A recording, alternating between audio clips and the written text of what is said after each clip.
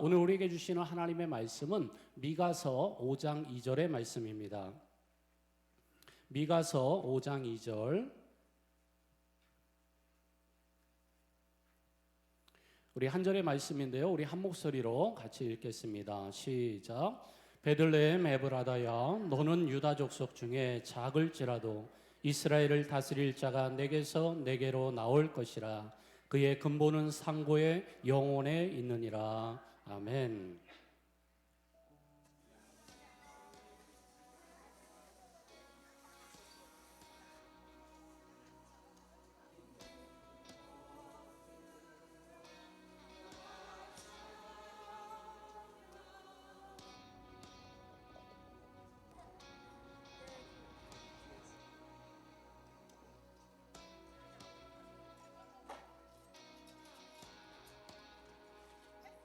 우리 주 하나님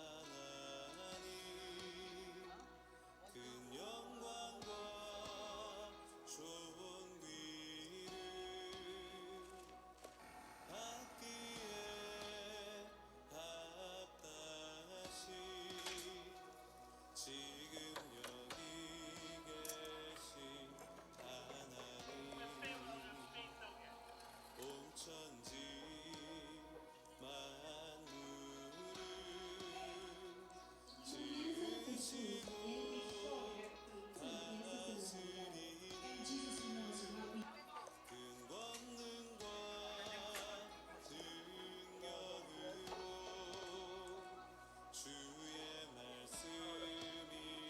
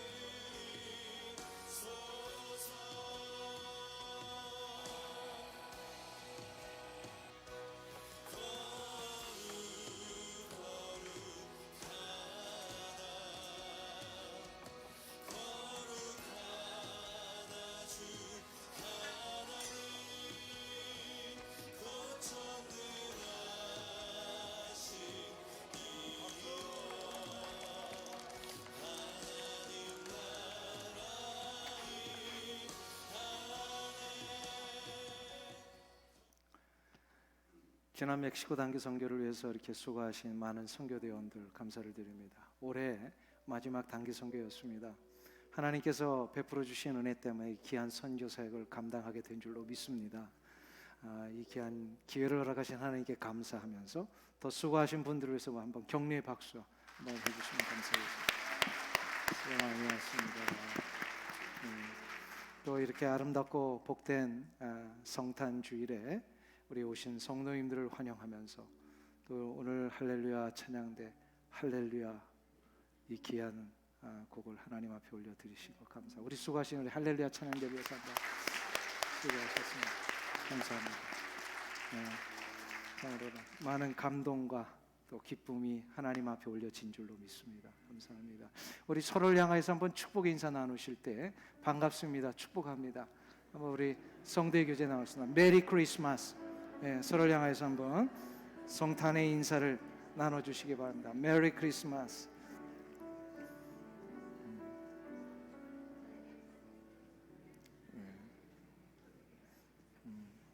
이럴 때 한번 영어 쓰는 거죠. 언제 쓰세요? 메리 크리스마스. 모든 분들에게 우리 주 예수 그리스도의 은총이 함께 하시길 간절히 축원합니다. 오늘 읽은 본문은 기원전 740년경에 미가라는 선지자가 나타나서 베들레헴이라고 하는 작은 마을을 향한 하나님의 예언을 전한 내용입니다. 이 예언의 핵심은 작은 마을 베들레헴에서 이 나라를 다스리게 될 통치자, 곧 메시아가 태어나시게 될 것이다 라고 하는 내용이었습니다. 그 내용이 오늘 본문 2절에 이렇게 표현되어 있죠. 한번 보세요. 베들레헴 에브라다야, 너는 유대 족속 중에 작을지라도 이스라엘을 다스릴 자가 내게로 나올 것이라. 그의 근본은 상고의 영원에 있느니라. 여기서 우리가 베들레헴을 향하신 하나님의 뜻이 무엇인지를 좀 오늘 살펴보려고 합니다. 이 미가서를 통하여 베들레헴을 뭐라고 표현하셨죠? 유다 족속 중에 작을지라도. 그런데 이 말을 나중에 740년 후에 마태가 이 말씀을 다시 인용을 합니다. 마태복음 5장 2절에 의하면 마태복음은 이것을 이렇게 기록을 하고 있어요. 다시 한번 우리 보세요. 거기 보시면 같이 읽으실까요? 또 유대 땅 베들레헴아, 너는 유대 고을 중에서 가장 작지 아니하도다. 내게서 한 다스리는 자가 나와서 내 백성 이스라엘의 목자가 되리라 하였음이니이다. 아멘. 보세요. 미가서에서는 베들레헴을 가장 작은 마을이다 이렇게 표현을 했는데 마태복음에서는 뭐라고 했어요? 작지 아니하도다. 이 미가서를 마태가 재인용할 때에 왜 작은 마을이라고 기록되어 있는 미가서를 마태복음은 작지 않다라고 재인용한 것일까? 이게 굉장히 중요한 의미를 갖고 있기 때문에 그렇습니다.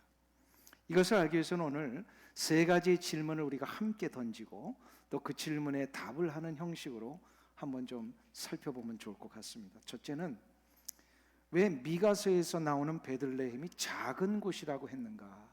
이것을 우리가 한번 살펴봐야 되고요. 두 번째로는 마태복음에 나오는 베들레헴이 작지 않다라고 하는 것은 그건 과연 무슨 뜻을 가지고 있는, 왜 그랬는가? 그리고 마지막 세 번째로 그러면 이 두 가지를 통하여서 하나님이 우리에게 주시고자 하는 영적인 의미는 무엇인가? 미가서의 영적인 의미가 뭔가?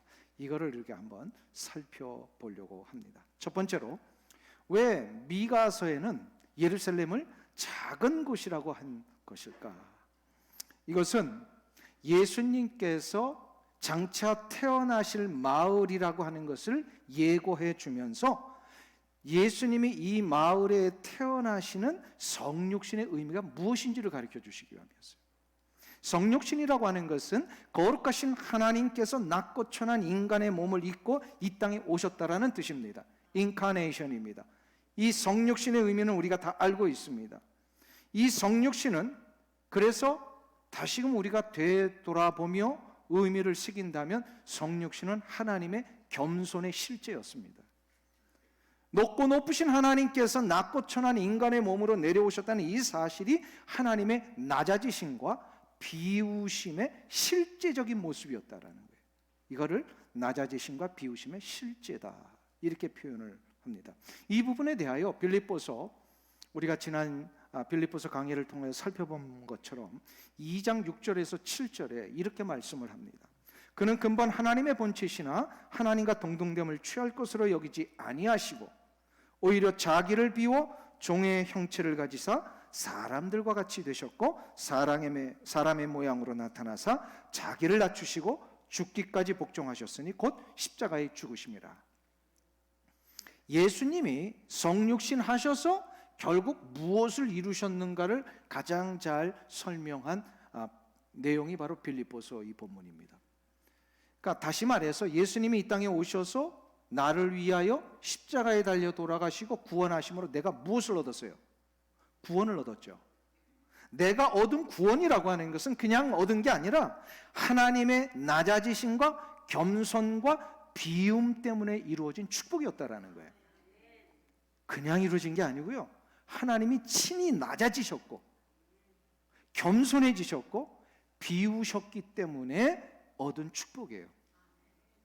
이것을 실제로 보여주시기 위하여서 주님은 지금부터 2700년 전에 가장 이 이스라엘 땅에서도 작은 마을 베들레헴에 내려오셨고, 내려오심으로 낮아지심을 보여주셨고, 낮아지심으로 인하여서 그 베들레헴 중에서도 가장 천한 장소인 어디요?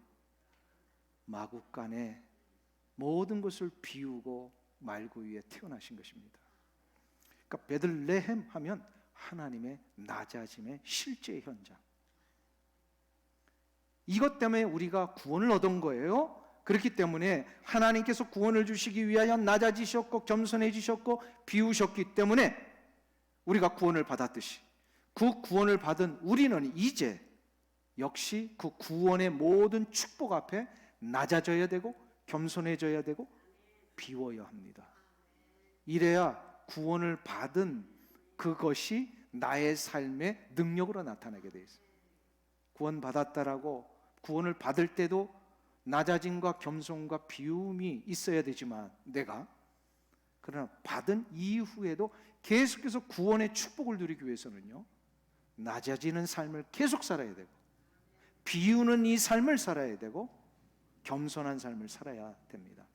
이거를 가르쳐 주시기 위해서 지금도 실제로 베들레헴이라는 이 도시는 물리적으로 들어가기 위해서 겸손해지는 이 자세를 요구하고 있습니다. 제가 수요일에도 잠깐 말씀드렸습니다만, 베들레헴은 2700년 전에는 이스라엘 땅이었지만 지금은 팔레스타인 자치지구의 안에 있는 도시가 되어버렸습니다. 팔레스타인 자치지구는 우리가 잘 알듯이 지금 한참 전쟁 중에 있는 가자지구와, 그러니까 지중해와 이집트 접경에 있는 작은 그 동네가 가자지구고요. 또 다른 이 팔레스타인 자치지구가 하나 있죠. 요르단을 중심으로 해서 서쪽에 있는 웨스트뱅크, 서안지구라고 그러죠. 그래서 이 두 지역이 이제 팔레스타인 자치지구로 나누어져 있는데, 이 웨스트뱅크 지역 안에 베들레헴이 지금 있습니다. 이스라엘 도시가 아니에요. 팔레스타인 자치 도시 안에 있습니다. 베들레헴은 그래서 이 이스라엘 땅에서 베들레헴으로 팔레스타인 자치지구 안에 있는 그 지역으로 들어가기 위해서는요, 굉장히 복잡한 과정을 거쳐야 합니다. 우리가 이미 알고 있듯이 이스라엘과 팔레스타인 사이에는 큰 분리 장벽이 세워져 있습니다. 이 분리 장벽은 높이가 거의 한 10m 이상 돼요. 이게 얼마나 큰 장벽인지를 우리 사진으로 먼저 한번 보겠습니다. 이게 이스라엘 땅에서 저 분리 장벽 안쪽이 팔레스타인인데요, 저 높이가 거의 한 10m가 됩니다. 아주 콘크리트로 아주 두껍게 세워져 있어요. 다른 걸 한번 또 보여주세요. 그 다음 거. 제가 알기로는 이렇게 곡선으로 되어 있는 것이 저게 이제 이스라엘 백성들이 세워놓은 분리 장벽인데요, 제가 알기로는 정확하지는 않습니다만 오른쪽이 이스라엘로 추정이 되고 왼쪽이 아마 팔레스타인 자치구역으로 보여집니다. 이 사진이 지금 정확하게 방향이 어떤지 몰라가지고 제가 좀 이렇게 추정한데, 중요한 거는 이러한 분리 장벽에 의하여서 팔레스타인과 이스라엘이 분리되어 있습니다. 지금은. 그러니까 마음대로 오고 갈 수가 없어요. 그래서 성지순례를 가다 보면 이 이스라엘에 갔다가 베들레헴을 가려면요, 저 분리 장벽을 통과해야 되는데, 분리 장벽을 통과하기 위해서는 문이 몇 개 없어요. 근데 그 문들은 다 어떻게 되어 있냐? 회전하는 쇠창살로 되어 있습니다. 혹시 그런 거 보셨어요? 무슨 어뮤즈먼트 파크 같은 데 이렇게 들어가려면은 한 사람 들어가고 이렇게 쇠가 돌았다가 또 들어가, 그런 거, 그런 식으로 문이 되어 있습니다. 이 지역을 그래서 들어가기 위해서는요, 몸이 큰 사람들은요 좀 통과하기가 힘들어요. 이게 너무 작아가지고. 저처럼 이렇게 좀 몸이 겸손한 사람은 쉽게 들어가는데, 아마 이게 성지순례 가보신 분들 아시고 이게 굉장히 어려운 과정을 통과해야 되는데, 모든 이스라엘 사람들이나 팔레스타인 사람들 이 문을 통해서 오고 가야 합니다. 한 사람씩 다 건문을 해요. 저걸 이스라엘 사람들이 분리장벽을 쳐놓은 거예요. 그 안에 가둬놓은 겁니다. 실제로 정확한 의미로 보면 팔레스타인 사람들을 가둬놨습니다. 그런데 이런 가둬놓은 이 자체의 의미를 제가 얘기하려는 게 아니고, 이렇게 어려운 과정을 통하여서 팔레스타인 자치지구 안에 들어가면 가장 인상 깊은 장소를 하나 만나게 됩니다. 그게 바로 예수님 탄생기념교회입니다. 이 예수님 탄생기념교회를 들어가려면 또다시 겸손해야만 들어갈 수가 있어요. 한번 우리 사진을 보여주세요.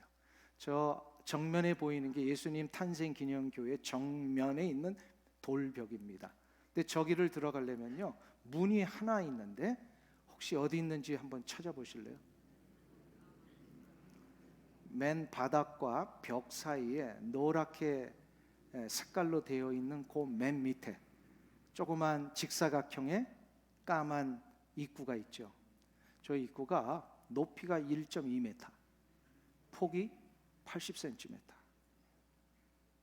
그래서 저기를 들어가려면 어떻게 들어가야 되나요? 허리를 숙이지 않는 자는 못 들어갑니다. 물론 어린아이들은 그냥 들어가겠죠. 왜 이렇게 만들었냐면, 십자군 전쟁 당시에 이슬람 제국의 침략자들이, 기마군들이 굉장히 거셌잖아요. 이들은요, 무조건 막 말을 타고 건물로 침입해서 다 파괴하는 그런 일들을 했을 때에 저들의 기마병들이 예수님 탄생교회를 파괴하지 못하게 하려고 돌로 다 쌓아버리고 입구를 저렇게 조그맣게 만든 거예요. 그래서 누구든지 여기 들어오려면 말 타고는 못 들어가고, 걸어서도 못 들어가고, 어떻게 해서 들어가요? 고개를 겸손히 숙이고 허리를 깊이 접어서 들어가야만 이 예수님 탄생교회로 들어갈 수가 있습니다. 근데 여기서 끝나지 않아요. 예수님 탄생교회라고 하면 그 안에 분명히 예수님 탄생하신 지점이 있겠지요?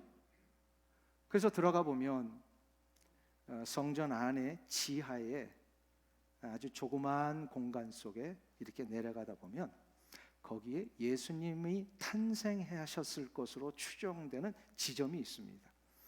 AD 303년경에 콘스탄티누스 황제의 어머니 헬레나가 300년 전에 있었던 일들을, 역사와 수많은 사람들을 동원해서 거기를 찾아낸 거예요.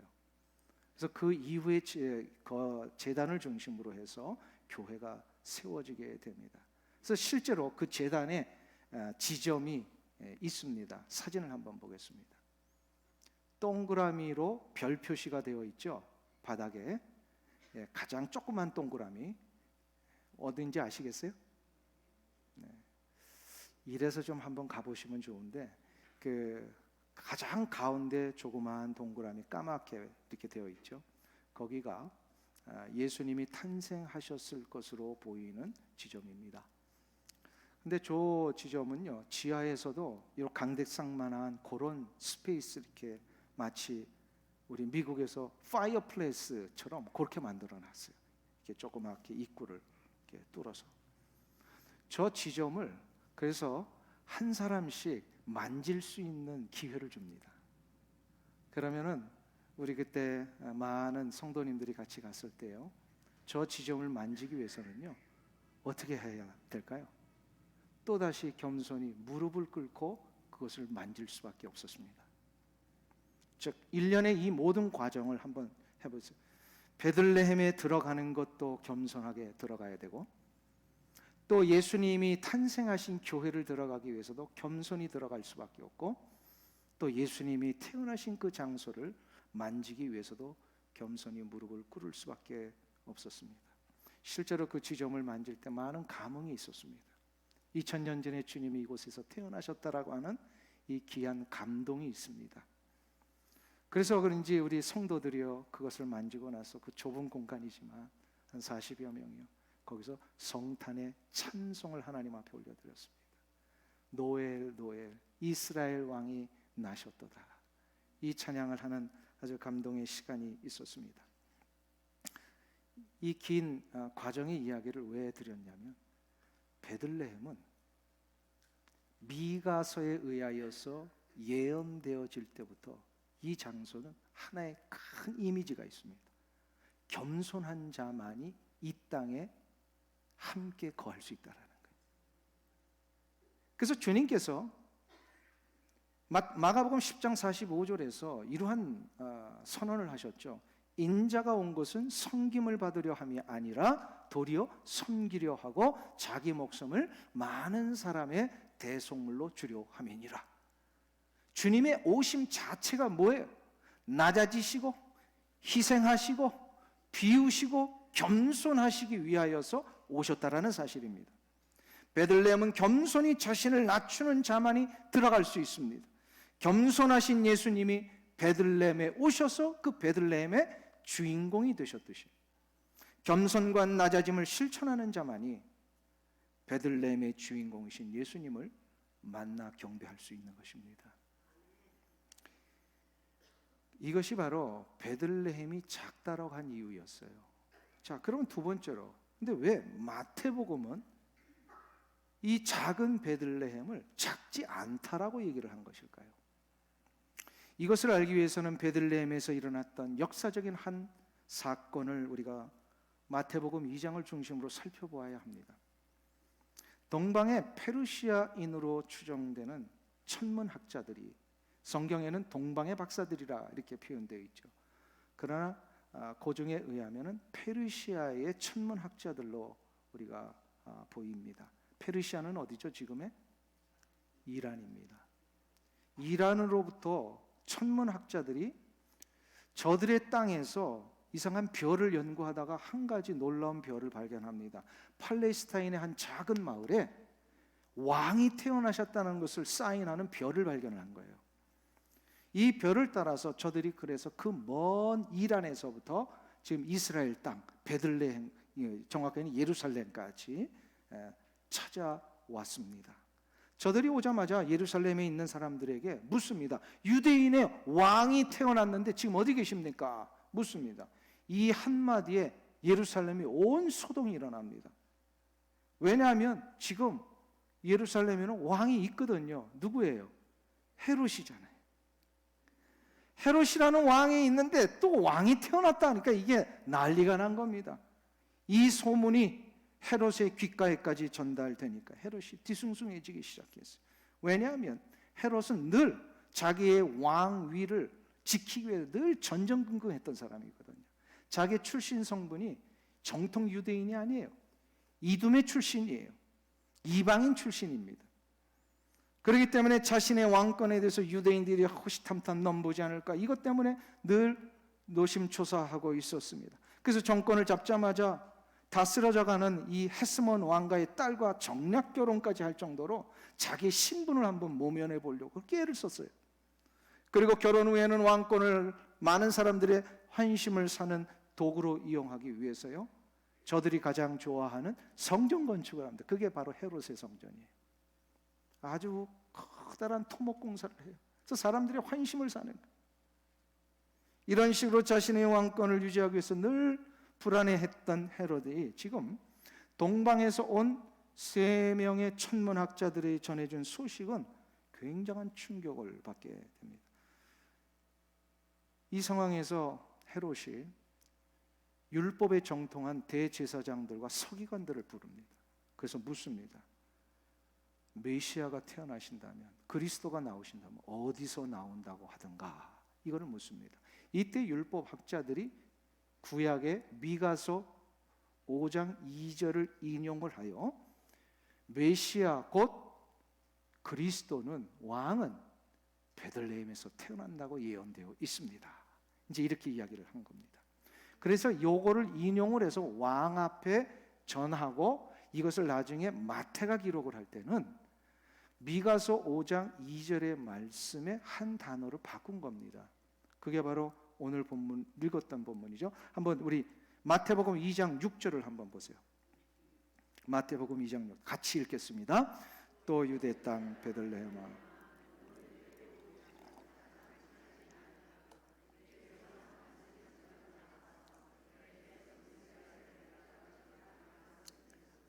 왜 마태복음 미가서와 달리 베들레헴을 찾지 않다라고 이야기를 한 것일까요? 마태가 성경을 좀 착각했을까요? 혹시 성경을 기록하면서 오류가 있어가지고 잘못 기록한 걸까요? 모든 성경은 하나님의 감동하심으로 되었기 때문에 절대로 오류가 있을 수 있다 없다? 오류가 있을 수? 여기서 있다 하면 이거 큰일 납니다. 성경은 오류가 없습니다. 그러니까 어떠한 단어 하나도 어떤 내용 하나도 사소한 것이 없고 다 하나님의 목적과 뜻과 의미가 있으세요. 그러면 이거는 오류로 이 잘못 기입한 게 아니라 분명히 하나님이 마태를 통하여서 뭔가를 가르쳐 주시기 위해 바꾸신 거예요. 왜 바꾸게 하셨을까요? 메시아가 태어날 베들레헴이 실은 신약의 시대에 와서는 어떤 의미로 바뀌게 되는지를 다시 가르쳐 주신 겁니다. 그것은 바로 세상의 기준으로 볼 때는 베들레헴은 작고 보잘것없는 마을이지만 하나님의 관점으로 보실 때에는 베들레헴이야말로 유대 고을 중에서, 아니 전 세계에서 가장 큰 마을이다라는 뜻입니다. 왜일까요? 베들레헴이 무슨 뜻을 갖고 있어요? 떡집, 베트. 이것은 집이라는 뜻이고 레헴이 떡이라는 뜻입니다. 빵이라는 뜻입니다. 그럼 베들레헴 곧 떡집이라고 하는 이 뜻을 가지고 있는 이 현장은 인류의 진정한 생명의 떡이신 메시아가 태어나실 장소이기 때문에 그런 의미에서 마태는 이 장소는 인류 역사의 가장 위대한 장소, 가장 큰 장소라는 표현을 썼던 것입니다. 예수님은 인생의 배고픔과 목마름을 해결하실 수 있는 유일한 역사의 주인공이십니다. 그런 의미에서 예수님이 태어나실 이 베들레헴은 성육신의 의미에서 보면 가장 천하고 부족한 마을이지만, 그러나 생명의 떡이 되시는 메시아의 놀라운 축복의 관점에서 보면 이 장소는 가장 위대한 장소입니다. 이게 바로 작지 않다라고 하는 의미였습니다. 자, 그러면 마지막 세 번째로, 그러면 이것을 통하여 하나님은 베들레헴을 대하는 우리에게 무슨 영적인 의미를 주시려고 하시는 것일까? 페르시아의 천문학자들의 방문으로 조용했던 이 유대 땅이 모든 백성들로 하여금 한 가지를 시작하게 합니다. 그게 바로 뭐냐면 수백 년 동안 잊고 있었던, 더 정확하게는 740년 동안 잊고 있었던 베들레헴의 영적인 의미를 되새기기를 시작을 합니다. 창세기부터 이 베들레헴은 굉장히 중요한 메시아 사상에 대한 예고를 해왔던 곳입니다. 그 첫 번째 내용이 바로 창세기의 라헬의 이야기 속에서 나옵니다. 라헬이 이제 야곱과 함께 고향 땅으로 돌아가던 중에 요셉을 낳고 나서 마지막 두 번째 아이를 잉태하다가 아주 난산을 하죠. 그래서 결국은 아기를 낳고서 죽게 됩니다. 그 죽는 장소가 어디예요? 베들레헴입니다.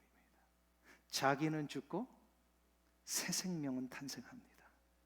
결국 창세기를 통하여서 베들레헴은 새 생명이 탄생하는 장소라는 것을 미리 예고했습니다.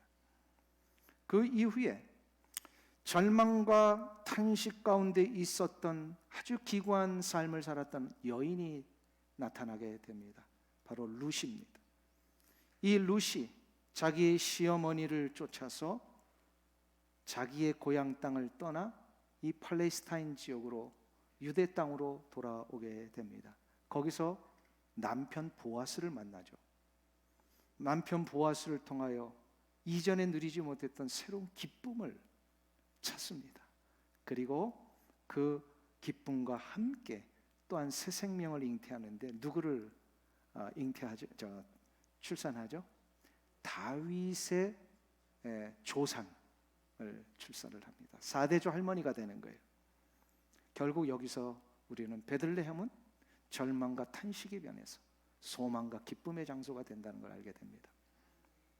여기서 끝나지 않습니다. 이렇게 해서 태어났던 4대 손 다윗이 베들레헴에서 냄새나는 양들을 치며 살아가던 그의 인생 속에 하나님이 강권적으로 찾아오셔서 그를 왕으로 기름 부어 주십니다. 베들레헴에서 바로 기름 부음을 통하여 하나님이 그의 인생에 놀라운 회복과 역사를 이루신다는 걸 보여주는 약속의 장소입니다. 이 베들레헴을 그래서 다윗은 잊지 못하고 있다가 사울의 추격과 목숨의 위협 앞에 늘 도망 다니다가 그가 들어갔던 동굴이 하나 있습니다. 바로 아둘람이라고 하는 동굴입니다. 이 아둘람에 600명의 자기의 식솔들과 있을 때에 3명의 용사가 찾아와서 다윗이 마음에 있었던 하소연을 듣고요, 아하, 베들레헴에 있는 그 우물물을 먹고 싶다, 이렇게 하소연했을 때 3명의 용사가 듣자마자, 명령이 아니거든요, 자기의 주군의 마음속에 있는 소원이 뭔지를 깨닫고요, 이 3명이 베들레헴으로 달려갑니다. 베들레헴은 지금 블레셋 적군들이 진을 치고 있던 장소거든요. 목숨을 걸고 저들이 물을 떠옵니다. 이 물을 다윗은 자기가 마시지 아니하고 하나님의 제단에 부어드리면서 약속을 합니다. 자기가 이 베들레헴을 통하여 이 물을 얻은 것처럼 하나님은 나와 함께 하시고 나의 삶의 유일한 위로자가 되시는구나. 결국 하나님의 사랑과 간섭을 경험하는 회복의 장소가 됩니다. 베들레헴은 그래서 계속해서 구약의 역사 속에 하나님의 놀라운 임재와 결국 메시아를 통하여 이루실 하나님의 사랑의 역사를 보여주시는 장소였어요. 생명과 소망과 회복과 약속의 장소에서 바로 태어나실 메시아, 이분은 모든 인간의 생명을 보장하실 수 있어야 되고 소망과 약속을 보증하실 수 있어야 되며 절망과 아픔 가운데 새로운 회복의 역사를 이루실 수 있는 분이어야만 됐습니다. 이거는 이 세상의 그 어느 누구에게서도 찾을 수 없는 능력입니다. 그래서 예수님만이 이 능력을 이루실 수 있었습니다. 그래서 베들레헴의 주인공은 예수님이세요. 이것이 베들레헴이 가지고 있는 영적인 의미입니다. 미국 근대사에 있어서 지금까지 가장 추앙받고 있는 미국의 위대한 인물이 하나 있다면 대번에 누구를 들죠? 아브라함 링컨을 듭니다. 미국 역사에서 가장 위대한 인물, 아브라함 링컨. 이거는 뭐 의심의 여지도 없고 논쟁의 여지도 없어요. 다들 그걸 인정해요. 근데 최근대에 와서 1900년대 이후에 이 미국의 역사에서 가장 뛰어난 역사의 주인공을 들라 하면 누구를 들 수 있습니까? 마틴 루터 킹 주니어 목사님을 듭니다. 미국 사람들은 이 두 분에 대하여서는 주저하지 않습니다. 역사의 주인공으로 내세우는 이유가 있습니다. 바로 저들은 자기들의 희생을 통하여 역사의 새로운 전환을 맞이했기 때문입니다. 아브라함 링컨도 결국은 어떻게 되죠? 죽음으로 희생하죠. 마틴 루터 킹 주니어 목사님도 죽음으로 희생합니다. 사람들은 다 알고 있습니다. 다른 일을 위하여 희생하고 낮아지고 겸손한 자만이 존경받을 수 있는 위대한 주인공이 될 수 있다는 사실. 그런 의미에서 아무리 힘이 있고 권력이 있고 높은 자리에 올라가 있을지라도 자기의 사욕과 이익을 위하여 다른 이들을 억압하는 통치자나 권력자들은 역사의 주인공으로 여기지 않습니다. 헤롯도 그런 인물이었고요, 알렉산더도 그런 인물이었고, 히틀러와 스탈린이 그런 인물이었잖아요. 아무리 높은 권력을 갖고 있어도요, 저들을 역사의 주인공이라 여기지 않습니다. 역사의 주인공은 자기를 희생할 수 있는 자입니다. 자, 본데 아브라함 링컨도 마틴 루터 킹 주니어도 저들은 많은 허물과 연약함을 가지고 있던 자들입니다. 저들 역시 미국이라고 하는 한 나라의 역사의 주인공은 될 수 있었을지 모르나, 그러나 전 인류의 역사의 주인공은 될 수 없었습니다. 인류의 역사를 바꿀 수 있는 주인공은 모든 인류를 위하여서, 모든 백성들을 위해서 자신을 기꺼이 희생할 수 있어야만 됐습니다. 저 아프리카의 어떤 민족이요, 아브라함 링컨을 역사의 주인공으로 여기지 않습니다. 저 남미의 어떤 부족들이요 마틴 루터 킹 주니어를 저들의 역사의 주인공으로 여기지 않습니다. 왜요? 저들과 상관없는 일이 같거든요. 그러나 아프리카와 남미와 오세아니아와 유럽과 아시아를 통틀어 모든 인류들이 공히 우리의 인생의 주인공이셔 역사의 주인공을 높이며 찬양하는 한 분이 계십니다. 바로 예수 그리스도. 왜요? 예수님은 온 인류를 위하여 자기의 모든 것을 내어주셨고 희생하셨고 낮아지셨고 겸손하게 우리를 위하여 십자가에 달려 돌아가셨기 때문입니다. 역사의 주인공, 인류의 주인공, 그래서 군림하는 자가 아니라 섬기는 자, 희생하는 자여야 합니다. 이 희생과 섬김 때문에 죽음과 절망과 허무와 무의미함의 삶을 예수님은 십자가를 통하여 부활의 역사를 통하여 생명과 소망과 약속과 회복의 능력으로 다 바꿔주셨습니다. 예수님을 만나는 자마다 소망을 얻게 될 것이요 삶의 약속을 받게 될 것이며 모두가 다 회복의 은총을 누리게 될 것입니다. 오래전에 영국을 공포의 도가니로 몰아놓았던 유명한 죄수가 한 사람이 있습니다. 스로스츠라고 하는 유명한 죄수인데요, 아주 수십 년 전의 일입니다. 이 사람은 감옥에만 40년을 드나들었던 사람이에요. 옥살이를 많이 했습니다. 근데 문제는 아무리 옥살이를 40년을 해도 이 사람의 범죄 습관이 고쳐지질 않았다라는 거예요.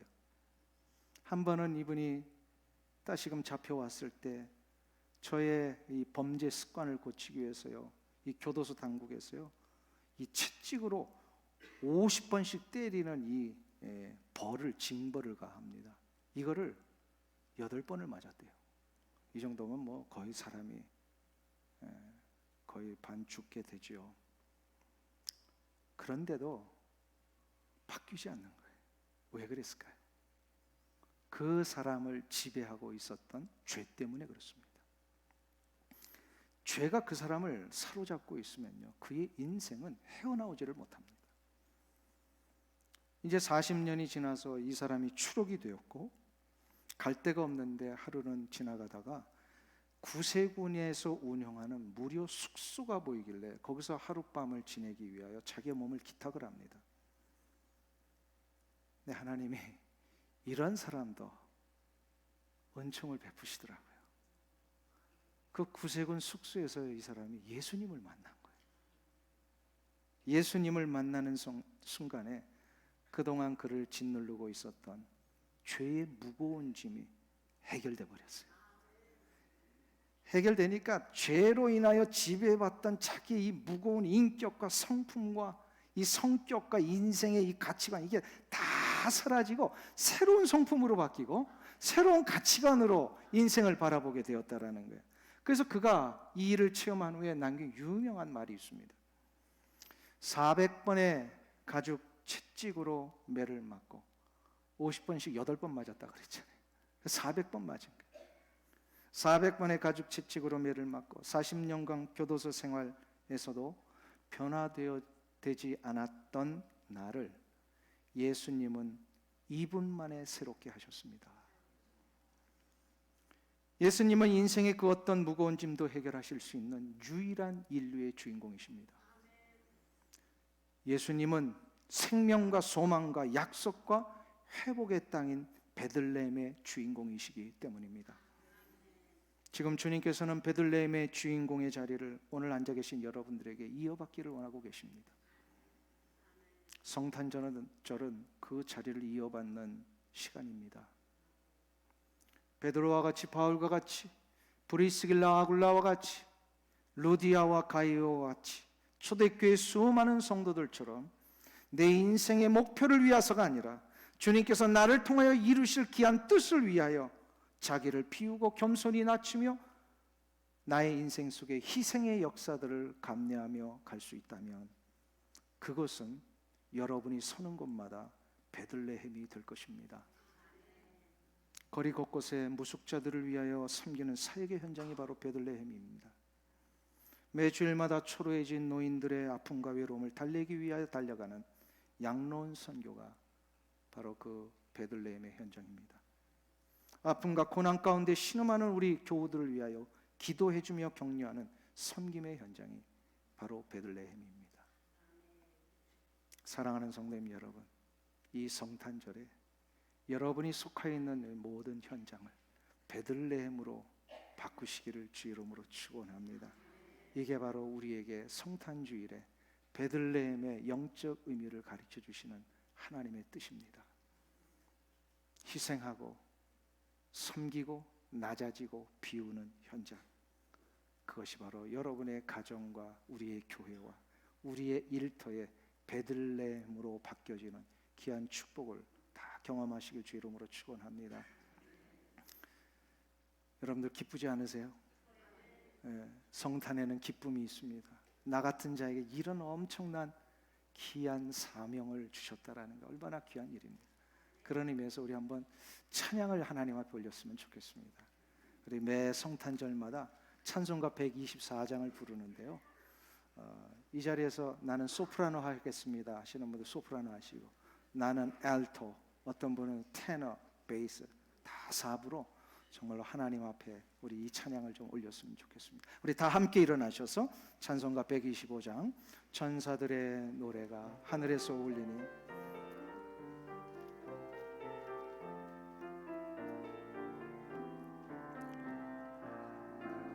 1절부터 4절까지 계속해서 부르겠습니다.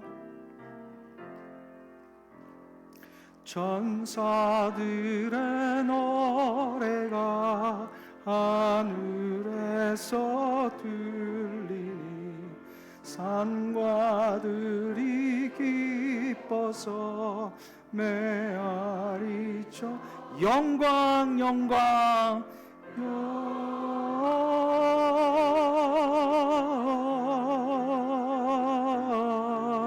영광을 높이 계신 주께 영광을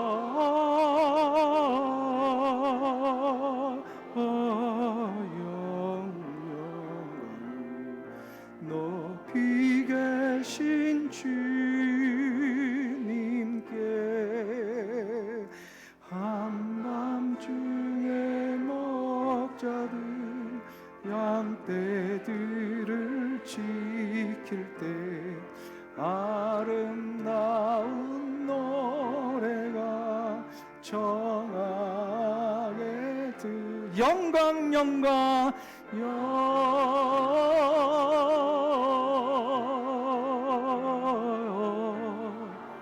영광을 높이 계신 주께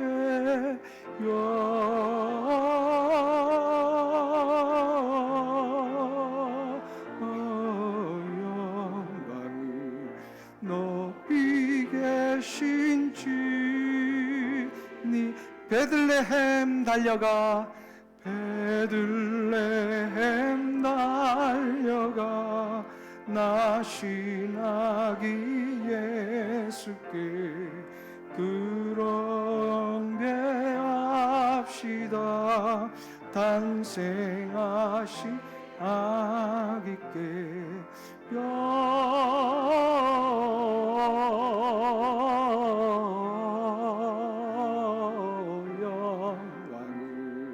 높이 계신 주께 영광을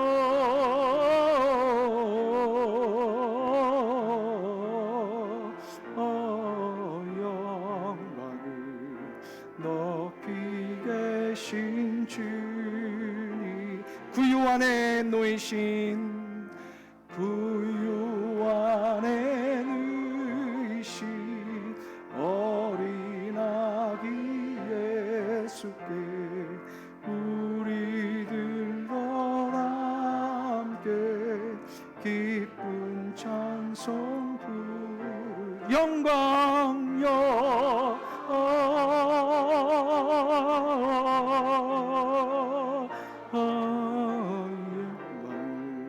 높이 계신 주께 영광을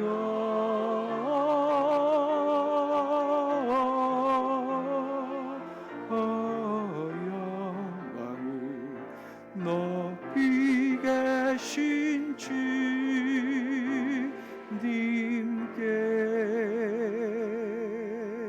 영광의 박수 하나님 앞에 올려드리겠습니다.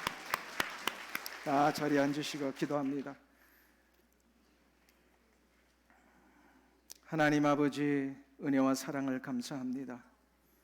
나 같은 인생을 구원하시기 위하여 높고 높으신 하늘의 보좌를 내려놓으시고 낮고 천한 인간의 자리로 내려오신 하나님을 인하여 감사와 찬송과 영광을 올려드립니다. 주님의 이 비우심과 낮아지심과 겸손함의 성육신 때문에 내가 이제 구원함을 받았사오니 이제 구원받은 자답게 우리 역시도 낮아지고 겸손해지고 비우는 삶을 삶으로 내 삶에 속하여 있는 가정이 베들레헴이 되게 하여 주옵시고, 우리의 일터가 베들레헴이 되게 하여 주옵시고, 우리의 교회가 베들레헴이 되게 하여 주옵시고, 우리가 속하 있는 모든 삶의 현장들마다 다 베들레헴이 되어 역사의 주인공이신 우리 주 예수 그리스도를 선포하고 나아가는 우리 모든 성도들 다 되게 하여 주시옵소서. 예수님의 이름으로 기도하옵나이다. 아멘.